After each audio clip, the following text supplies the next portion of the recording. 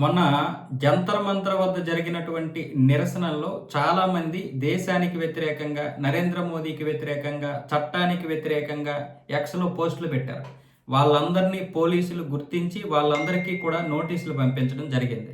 వీళ్ళందరినీ మాత్రమే కాదు, ఇలా ఎవరెవరైతే ఈ యొక్క షార్ట్స్‌లోను, ఇన్‌స్టాలోను, యూట్యూబ్‌లో ఆయనకి వ్యతిరేకంగా మాట్లాడి పోస్టులు పెట్టారో, ఆయనకి రకరకాలుగా అవమానాలు చేశారో వాళ్ళందరికీ నోటీసులు ఇవ్వడం జరిగింది. ఇప్పుడు మరి కాక్రోచ్‌లు ఎక్కడా లేవు.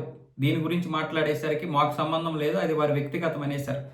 కాక్రోచ్‌లు ఏమొచ్చేసి ఇప్పుడు చేతులు ఎత్తేస్తుంటే మరి మిమ్మల్ని చూసే కదా మేము రెచ్చిపోయామని చెప్పి ఇప్పుడు వీళ్ళేమొచ్చేసి ఆ పోస్టులను డిలీట్ చేస్తా ఉన్నారు.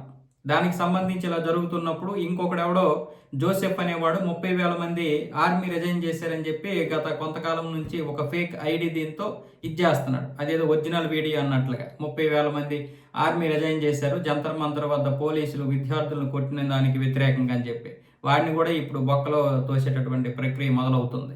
సో ఇప్పుడేమొచ్చేసి ఎవడు నష్టపోయాడు, ఎవడిని నమ్మి మీరు ఇచ్చేశారు? నిరసనలు చేయడం తప్పు కాదు, కానీ దాని గురించి రెచ్చిపోయి ఇష్టం వచ్చినట్లుగా మాట్లాడారు కదా. ఇప్పుడు ఎవడిని మిమ్మల్ని రక్షిస్తాడు?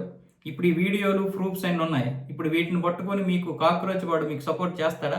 చేయగలుగుతాడా? చేయగలిగే అంత ఇది ఉందా? నరేంద్ర మోదీని తిట్టినా సరే మేము సపోర్ట్ చేస్తామంటే ఊరుకుంటారా? కానీ వాళ్ళు మాత్రం ఖచ్చితంగా మంచిగా హ్యాపీగానే ఉన్నారు. వాళ్ళని నమ్ముకున్నటువంటి మిగతా సంస్థలు బాగానే ఉన్నాయి. మీరు వాళ్ళని చూసి రెచ్చిపోయినటువంటి మీ యొక్క పరిస్థితి ఇప్పుడు దారుణంగా ఉంది.